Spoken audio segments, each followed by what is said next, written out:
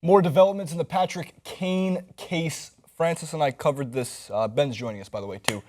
Francis and I, we covered this about a month ago. Yeah, we did a clip regarding Patrick Kane and the fishiness that surrounded the story of going back to his place in Buffalo after a nightclub and getting accused and alleged for sexual assault and rape.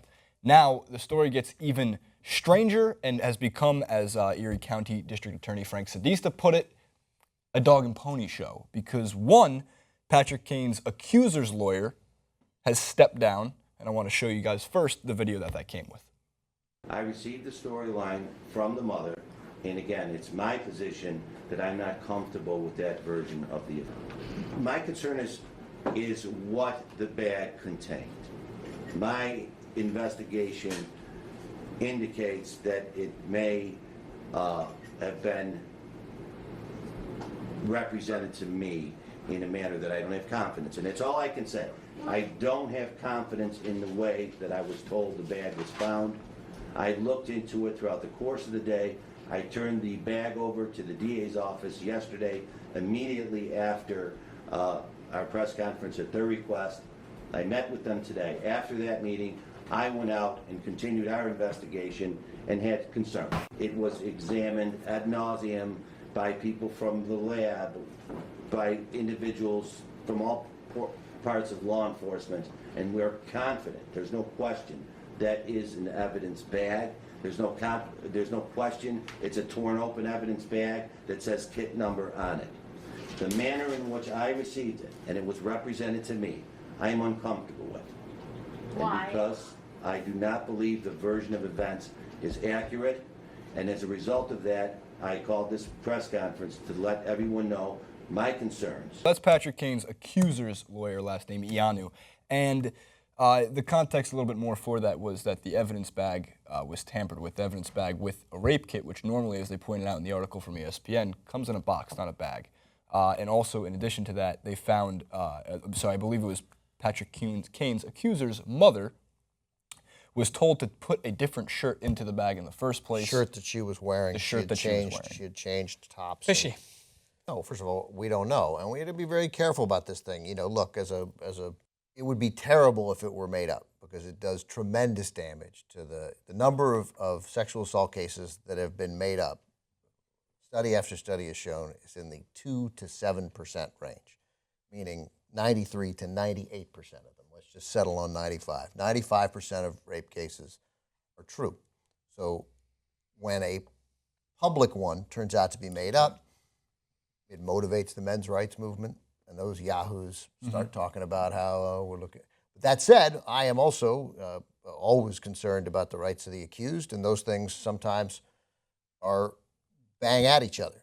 The lawyer, by the way, Thomas Ianu, who we just saw, said he's still confident in the allegations against Kane.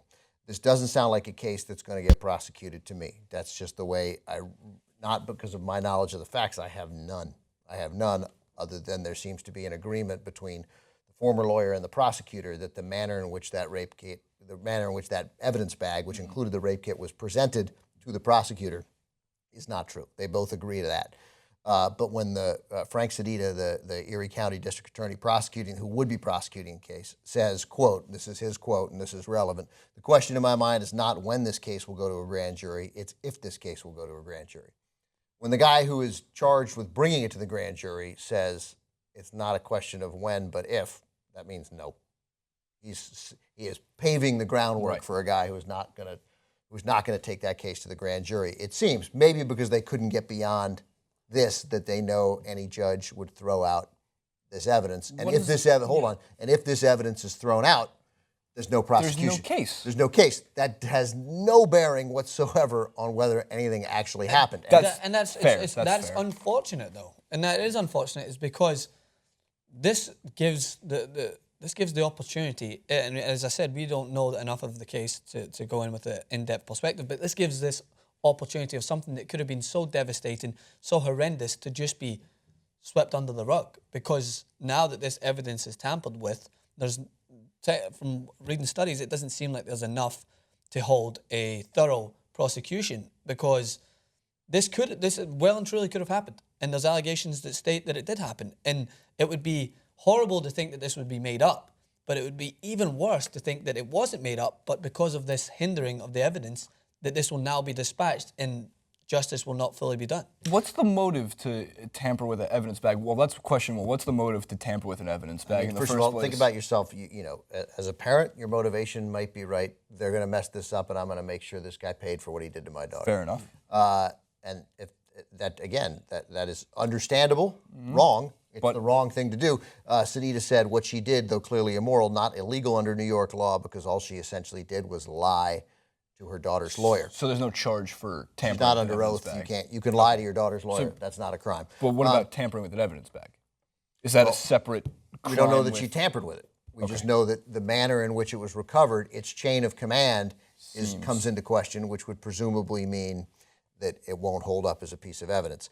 The rest of the statement from the prosecutor says, after he says it's a bizarre hoax, it's a dog and pony show, he says, we have every intention of pursuing this case to a just conclusion. It must be emphasized there exists no evidence or allegation that the accuser herself had any knowledge of the evidence bag until it was brought to Mr. Iannu's office. Woman's mother, so I assume that's the, no, that's the statement the family released to reporters, so that's the family statement. But again, a prosecutor who says it's not when, it's if, that doesn't sound like a prosecutor who thinks he can take a case to a grand jury. So the unfortunate thing is hopefully this won't get used as a sign that all women make it up, because they don't. Yeah, It's of the course. exact there's a opposite. lot- when, there's a just lot hang on, let me more just, spotlight. let me just get that point out one more time, Go. so everybody knows what Go I'm for going to it. say. But if you say you were raped, the overwhelming odds are you were raped.